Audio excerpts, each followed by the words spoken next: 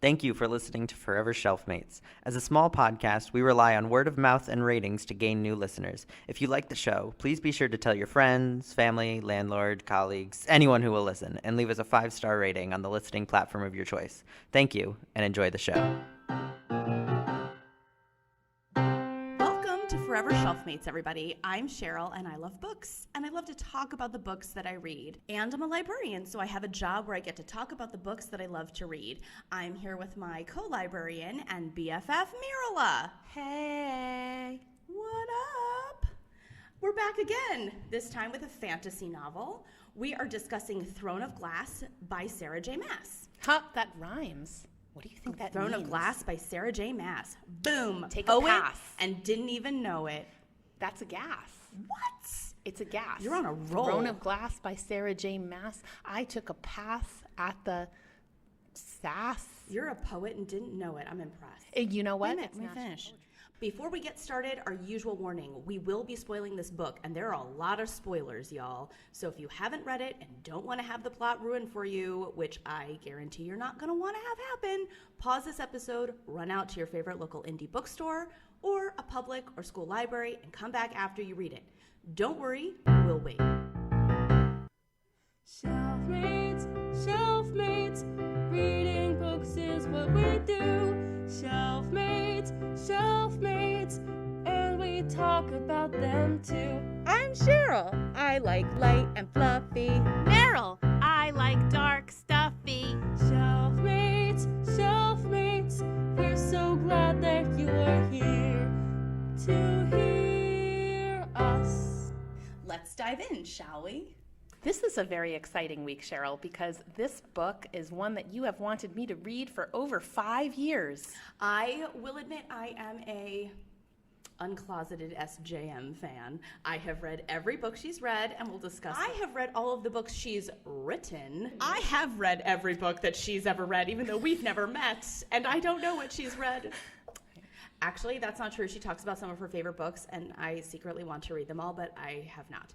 I have read all of the books she's written, including her newest one, which was 800 freaking pages. All of them are pretty lengthy. Well, they get lengthier, but let's talk about, summarize Throne of Glass, because this book is kind of bananas. It's kind of dark. It's kind of fluffy. It's kind of got something for everybody, really. Yes, and just a trigger warning, if you're not into heavy violence, steer away from this one. There's a lot of violence. That's coming from the person who likes the dark stuff. Exactly. Y'all. And I don't want to say I enjoyed the violence, but it was very graphic. The violence is amazing. It was pretty graphic. A lot of people die, and they die violently. Exactly. There's discussion of innards coming out. Right. Brains and hearts and organs missing from bodies. Yeah, I'm okay. Just saying. We warned you. We did. We warned you. We did. We warned you. And I will point out that my 6-year-old is running around pretending to be a Ritterak. That's a side point. Okay, so let's discuss what the Ritterak might be by starting at the beginning with our heroine, Celaena Sardothian. Sardothian.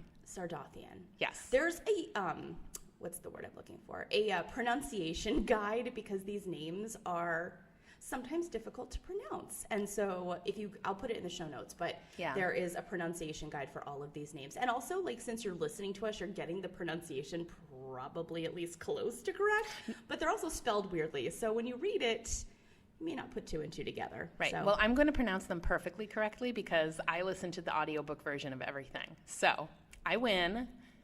Fair the enough. end. Celaena Sardothian is, when we meet her at the very, very beginning, she's imprisoned, she's enslaved in the salt mines in this place called Endovir. And it's absolutely miserable. Think ancient Egypt. She is horribly mistreated, obviously. She's a slave. She's been whipped, she's been beaten, she's been starved, and she's made it a full year in Endovir when the, median length of time people make it is a month. Right. And that's where we meet our main character.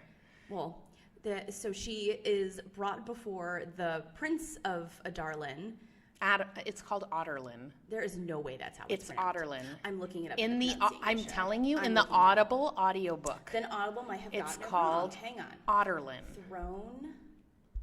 You are not doing this I now. am doing this because I have not pronounced it wrong the entire time. Yeah, I've written but this you have, and that's all right. It's okay to admit our mistakes. book. I'm looking it up. Listen, I thought it was pronounced that way too when I saw how it was written, but it's Otterlin. There's no way I'm pronouncing Like it. otter, the fluffy kind of mammal. It's not that, on this one. Hang on, I gotta go find the real one. You know that otters No. float on their backs and often carry their young on their tummies while they're floating on their backs. They're so cute. So it's like Otterlin, but it's spelled Adarlan. I'm looking it up because there's no way I've pronounced it wrong for all the years. Why don't you look it up after we No, record our because show? I'm gonna pronounce it the way I want it. All right, I can't find it, and I don't want to waste more time doing this. But I'm calling it a darlin, and you can't do anything It's about it. Otterlin. Okay, let's no. let our listeners, if you think that I'm right, post a comment.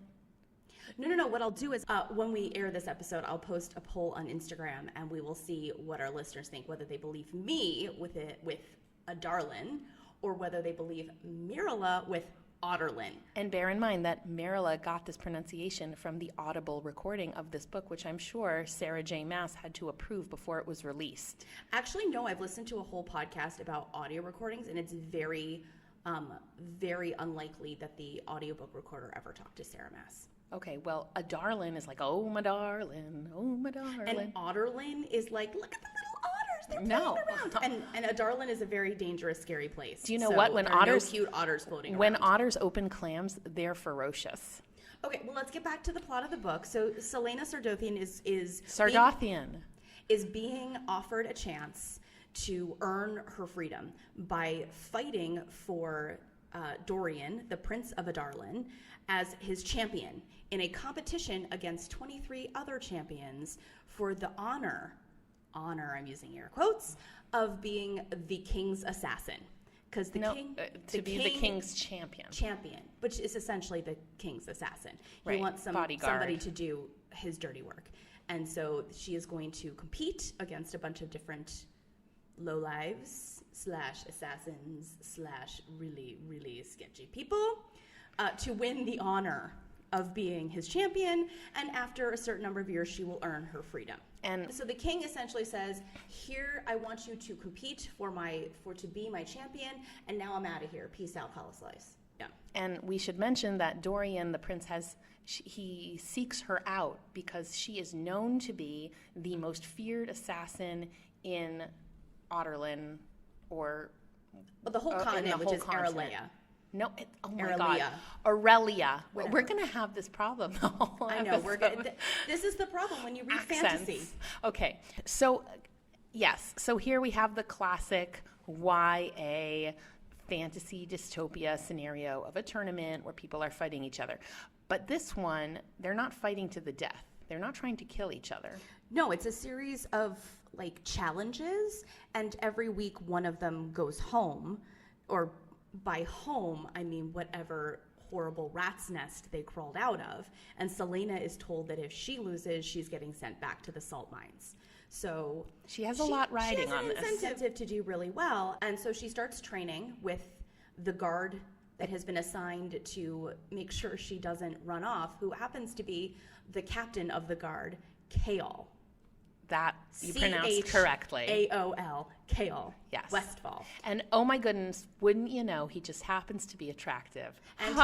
And he's Dorian, the prince's BFF. Right. So we've got these two guy BFFs who are And Dorian has a little bit of the hots for her. well, not at Not the very initially, beginning, not initially. but We're jumping ahead yes, a little. okay. But so they're the BFFs, and they are sort of like Selena's people. And Selena is, let's say, needing to get back into shape because she's been underfed, she's been beaten, she's been tortured. So she has to start building herself back up. So she starts exercising, she starts eating, and as she's able to make herself back to her fighting stance, what am I thinking? She gets her strength back. Yeah, she gets her strength back.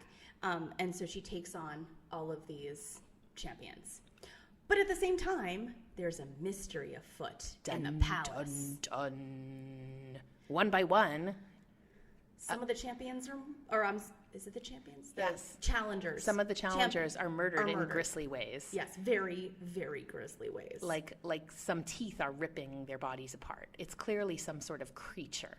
And where is this creature coming from? Because there's no magic in Aurelia. Is that how you say it? There's no magic. It's been outlawed. And this king is a cruel, conquering dictator. And he took over all the magical countries and whatnot. And he outlawed magic. And now magic doesn't even exist. Like, you can't even do any magic. Supposedly.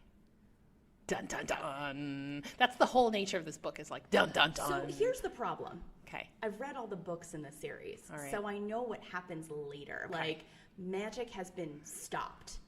Right. Like, there was a time when there was magic, and then all of a sudden Right. there was a time when there was no magic. And so we're in the no magic, but yet someone seems to be having this, like, creature come and kill people. Right. And during the course of the book, what's interesting is you sort of suspect different people. So there's the mystery element.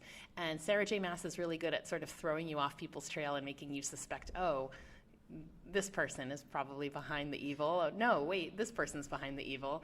And then she will masterfully flip everything on its head, and then your mind will be blown. So they're like a bunch of like side characters whose points of view you get to read from, who are all at some point cast in a suspicious light. So you have Kaltain. Lady Kaltain. Lady Kaltain is is the word noble or courtier? She's trying to get Dorian's attention because she wants to be Dorian's wife, the princess of Adarlan, and then eventually someday queen. And she falls more and more into she's conniving. delusions and manipulations as the book goes on. So she is cast in a suspicious light. Then we have Nehemia, who is the princess of another conquered territory. Eelway. And the Ilwayans are very, what's the word? Oppressed. Oppressed is probably the Right. good word. They're yes. oppressed by the king of Adarlan, and she comes to the glass castle, presumably to learn their language. That's what she says she's there to do. And to become friendly with the royal family so that they can have an alliance instead of the king basically oppressing her people, which... Right. But while she's there, the king commits a massacre against the Eelwayan rebels, and you start to wonder whether she is telling Celaena Sardathian the truth about her motives for being there in the first place. I was going to say, she does a couple of really suspicious things, and you're not exactly sure of her motivations. Right. And she also does a little manipulating as the book goes on. So It's always a question of what some of these characters are doing. Yeah. But the one who's got the big target on his head from the beginning is Cain. Cain, right? And he is, I always imagine him like the Hulk. That's how I pictured him. And he's just this big brute of a guy. He taunts Celaena. He seems to get stronger and bigger and more formidable as the challenges progress, in a way that's not natural. So you start to wonder, well, why did he suddenly put on 20 pounds of muscle? Where did that come from? And Celaena, it's kind of understood in the team Celaena that he and she will be the last ones standing to duke it out for who will be the king's champion. And Celaena's advisors, Chaol and the prince, well, it's Chaol. Chaol implores her to hide her identity. People cannot know that she is the formidable assassin of Adarlan. He doesn't want them to take her out early. He wants her to pretend to be, what's her name?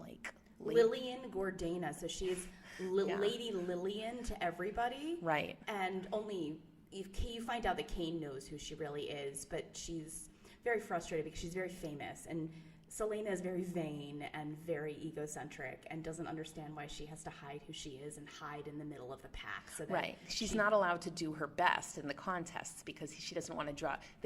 Chaol tells her, don't draw attention to yourself in the beginning. Yeah. So at the very end, it does come down to Cain and Celaena. And I don't know how to describe it other than there's a lot of magic that happens, which is confusing because there is no magic, and there are ghosts and there are spirits, and some of them help her, and there's an amulet. You can't have a fantasy novel without an amulet. In fact, the Eye of Elena. I want one. I want an Eye of Elena. I bet you they sell them. We gotta find one. Let's get eyes of Elena's. Perfect. So yes, there are certain things about this book that are very standard for fantasy and YA fantasy. Well, we should also, let's finish first. Selena does, in fact, win. She wins. She becomes the king's champion, and she will have the opportunity to earn back her freedom. Hooray. And she breaks it off with Dorian, whom she's having a little bit of a relationship with. It's not, they don't have like a huge romance going on, but she breaks it off because she can't kill people for his father and date him at the same time. Right, it's unprofessional. And also it's clear that Kale also has a crush on Selena, and Selena has developed maybe a little bit of feelings for him, maybe. Just a tad. Just There a is. little bit. So here's the thing with the romance in this book, and this is why I see why you hand this to a lot of middle schoolers. There's romance in this book, but it's very, very PG. I mean, it's really, really tame, but it's highly flirtatious at the same time. I want to get into it in a little bit about romance in YA, because it's funny you say that, because when I did give it to middle schoolers and then we get to a certain book in the series. Yeah. We're not talking about book 5 here. Well, I mean, you can't talk about this book without talking about how Sarah J. Maas influenced YA romance, and we'll get to that in a minute. But yeah, it's a really, like, you could read this in middle school and it would not be, I don't think it would be uncomfortable for a lot of middle school students. This is a kosher book. For now. For now, it's very kosher. But, okay. What do we want to start with? I want to start with, should I start with the things I like about it or the things that I find just completely irritating? Did you like it? Like, let's start with that. Did you like it? Okay, here's what I liked. Overall, I did like it, okay? I thought it was fast-paced. I thought it was organized well. I thought that most of the characters were really well developed and very strong. I could picture them in my mind so clearly. The audible version of this is excellent. I like how the end is this just complete rush of different plot elements, and that there's all this information and it totally opens the door so that you can see where the series can go next. It gives you a lot of possibilities. So I could see why this series is like 12 books long or 13 books long. I think it's not. I think I counted 9. Okay, it's done. long. It's done? There's okay. no more books in the Throne of Glass. At least I say that for now because the last book in the series sort of definitively ended it. Mm-hmm. But that's not to say that she wouldn't revisit this world for reasons. Mm-hmm. Okay, that said, I have a little bit of a bone to pick here, all right? The fluffy, this reminded me a lot of Shadow and Bone by Leigh Bardugo, but I don't think it's as well written, okay? Sarah J. Maas, the way that she writes, right? She's not British, but she's pretending to be. And that gets on my last nerve. She overuses these phrases repeatedly, and it makes me want. Is that a failing though of the writer or a failure of the editor? Because that's my question. Is like, who is really responsible for that? Because wouldn't a good editor go in and be like, right, you're using the word mock too much. Right. Maybe replace it with something else. Right.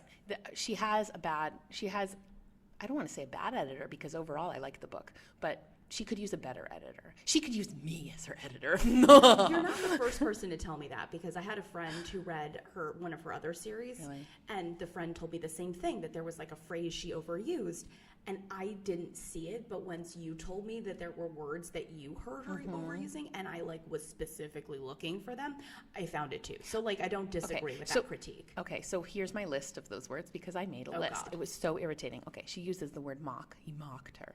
He pinned her with his stare. Ooh. His brows knitted. Her brows knitted. There's always this pattern of her, daydreaming and drooling over some guy, and then it'll hop to, but she had more important things to worry about, like the tournament. She bit her lip.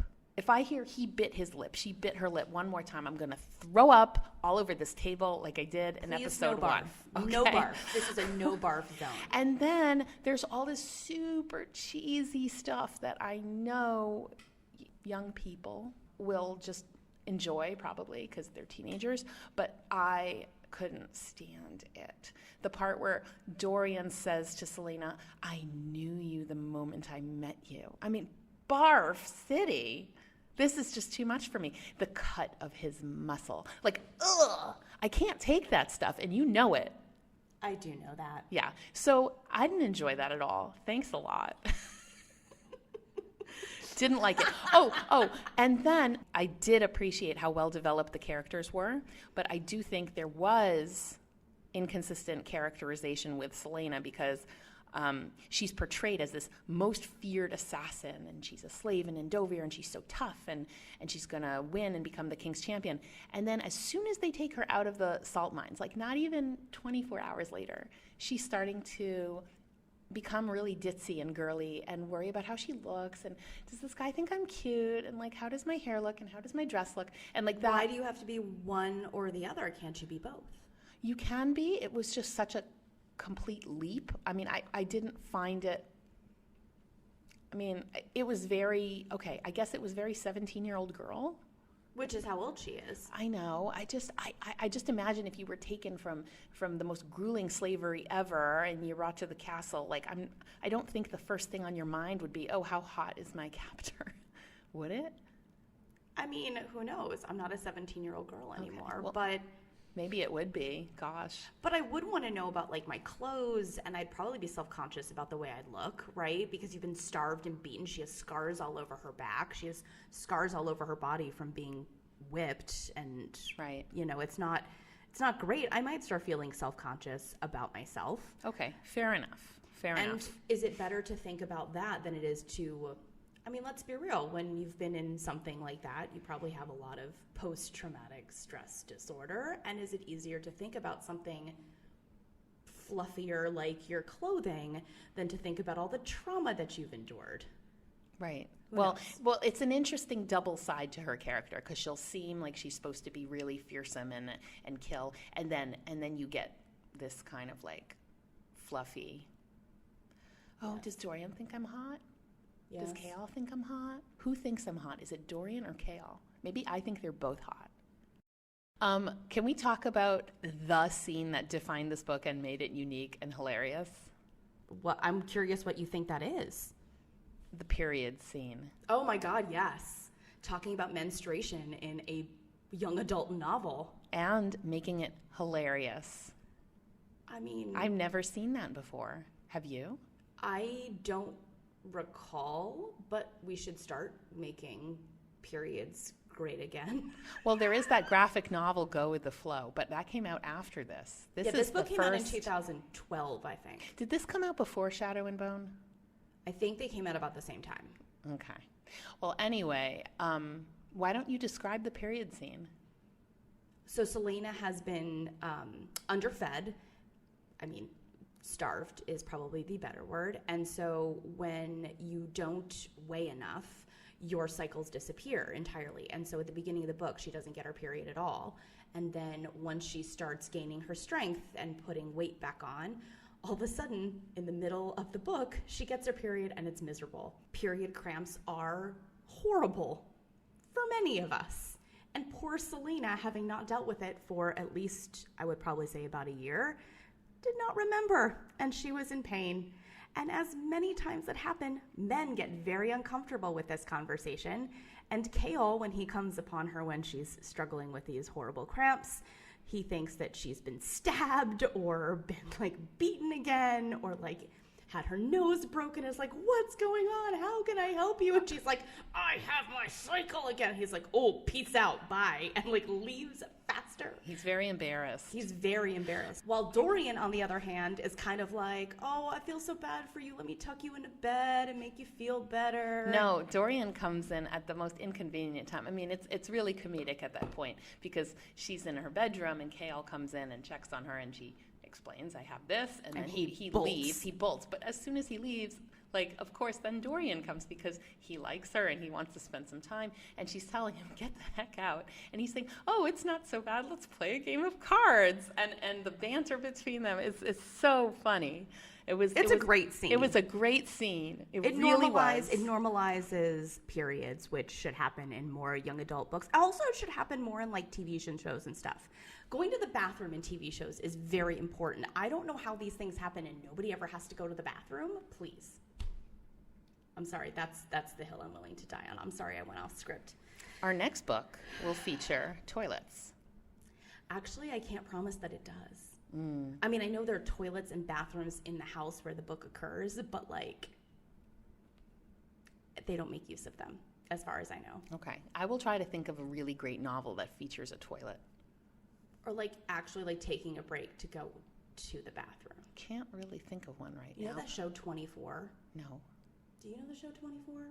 It's Jack Bauer, and he like works for the FBI, and they're like trying to stop a terrorist threat, and it's like set over 24 hours, so each episode is an hour. He never eats, and he never goes to the bathroom. What is up with that? That's bizarre. I can't make it 24 hours without going to the bathroom. The TV, I just thought of it. The TV show Crazy Ex-Girlfriend, there is an episode where Paula gets stuck in the bathroom, and they sing a song about it.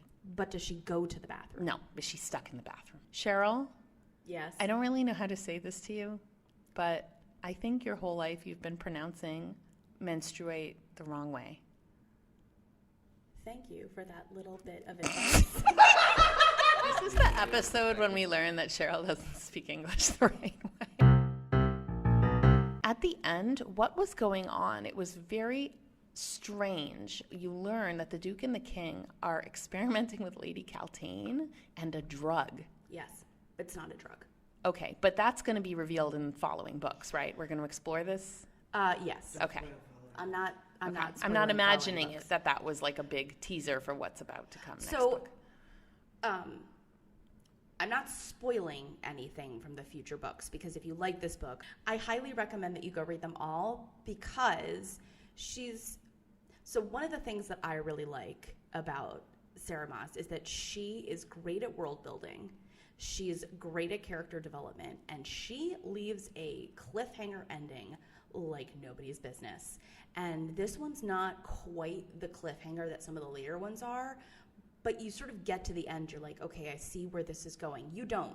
I'm telling you right now, you do not see where this is going. There's no way you're going to be able to predict what happens in the next books, because it goes off the rails in like the best way, but like it's so great, and every single character in this book comes back again. And so you have Caltaine that comes back, and yes, there is something going on with the Duke and the King. Both of them are incredibly important. You have Dorian and Chaol, who are going to become incredibly important, and then their roles are going to change. Celaena's role is going to change. She drops nuggets for like things that are going to happen like 3 or 4 books from now, and you don't even realize. And then you read the book 3 or 4 down the line, and you're like, wait, what? And then you go back and you read it, and you're like, oh my gosh, she really dropped crumbs. She is a master like planner. In fact, I was rereading this book for this podcast, and I found a crumb that I think connects to her most recent series, which isn't even set in this world. And I was shocked, and I was like, oh my God. She, like, it's mind-boggling. I don't know how she does it. Oh my God, and I haven't even talked about, like, all the other stuff I love about this book. Okay, so talk about it. I'm listening. I'm so glad you're listening to me, Mirele. What? I feel so loved. So this book I never used to like fantasy books. I was into mysteries and realistic fiction, and my first job as a librarian, well, technically my second job as a librarian, I went to a school where the kids were super into fantasy, and I didn't like it at all. Like world building, blech, no please. And as a librarian, we tend to read books that we don't always like, right, to help give recommendations to our students. And I had a student say, have you read Throne of Glass? And I was like, no, why would I read that? And so she gave it to me. I read it and I couldn't put it down. And part of the reason I couldn't put it down is really for the first 2/3 of the book, it doesn't read like a fantasy. It sort of reads like a normal fiction book just set in a different world. Like there's no magic. there's not a lot of like random, like I feel like sometimes when you read high fantasy, there are all these no vocabulary you need to know, and all of these like the rules of the fantastical world that you have to learn. And I didn't feel that way in this book. I felt like I could read it and totally understand, and it kind of read to me as sort of like a historical fiction novel in the beginning. I would agree with you in that. And then they bring in the magic, and by then you care about all the characters, and you want to know what's going to happen, and you want to know if Celaena's going to solve all the mysteries and the problems, and win the contract from the king. And so like it really engaged me in a way I hadn't expected. Right. That is when come to think of it, that's a very clever way to do fantasy. At least to get people who aren't so into fantasy invested in the story. Yeah. And it was one of those things where I just never expected to like fantasy, and since then I've kind of been hooked. Oh, you're a fantasy fiend. I am a fantasy fiend. I really love fantasy. Yeah. And I've read all of her books, so like clearly there's something she's doing right. Although I do have to say her last few were not quite as good. But I want to come back to the conversation of her and young adult romance. Because as you said, this book is, in terms of the level of heat in this book, it's very low. There's a little bit of making out. There's a billiard table. They kiss on the billiard table. He shows her how to play billiards by... Yes, but they don't actually, like, there's no sex. It's very suggestive, but there's no actual... There's nothing really that would... There's no heat in this book. And then you get to the second book, and it is like typical young adult literature. There's sex, but it's sort of a fade to black scenario in which if you didn't know what was happening, you wouldn't really notice it. However, once you get to book 5, it starts getting super explicit, super steamy. And I listened to an interview with her, and the reason that this happened is because of her other series, A Court of Thorns and Roses. Because of the publishing decision to start a, like, I don't know if it's genre, but like new adult was supposed to be a thing where it's like YA plus to like get the people who are like college kids and like, you know, like people in their young adulthood into their 20s. So it could be more mature, and it didn't really take off. But when Sarah Maas when she went to go publish A Court of Thorns and Roses, that's what it was supposed to be published as. It didn't really take off. So they sort of bumped that series back to YA, but that book is very, very steamy. There's a lot of heat in that book. And she told her publishers, you can't take that out. If you're pushing it back to YA, I'm not changing what I wrote. And that sort of has changed the course of YA, because now there's a lot more sex in YA and a lot more explicit sex in YA. And it's in her series, and even since that book, it was Empire Storms is number 5. Since then, you'll see it in a lot of different YA books that sex has become much more graphic in some YA. And it's very interesting because it all happened because new adult did not take off. So it's very interesting. Now, that being said, this series has, I think it's 9 books. There's a prequel book called The Assassin's Blade. I don't recommend reading that first. I recommend doing it in order as they were published. So you have Throne of Glass, Crown of Midnight, Heir of Fire, etc., etc. Then I would recommend reading Assassin's Blade, because by then you'll understand the short stories, which are in the like year or two leading up to before Celaena is sent to the salt mines, and so you get to meet all of the characters, and then go to Queen of Shadows, Empire of Storm, Tower of Dawn, and then Kingdom of Ash is the last one.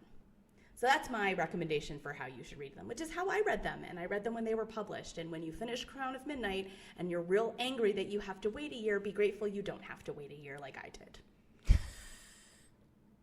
That was a cliffhanger. Pissed me off.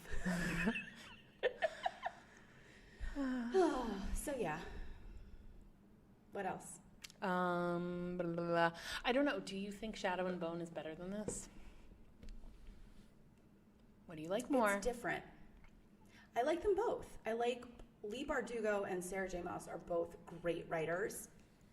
I agree with you that sometimes I think Sarah Maas's writing could be a little bit better, and I think Leigh Bardugo is a little bit of a better writer.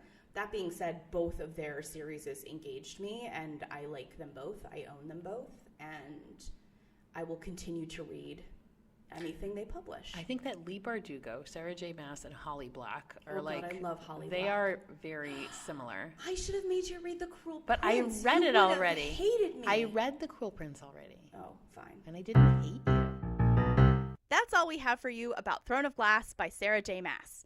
Be sure to check out our next episode when it gets released on June 15th. See you next time. Forever Shelfmates is produced in collaboration with an incredible team. Our logo was designed by Mirele and Miriam Goldau. Our theme song was written by Mirele and Noah Osowski and was performed by Abby Chessman. Our producer is Aaron Adams, Benevolent Overlord, and our show is hosted by Mirele and me, Cheryl Fox Strausberg. That's all the time we have for you this time. Be sure to follow us on Instagram at Forever Shelfmates. That's the number 4, Ever Shelfmates, for the most up-to-date news on production. Next time, we will be reading The Hitchhiker's Guide to the Galaxy by Douglas Adams. Thank you for listening.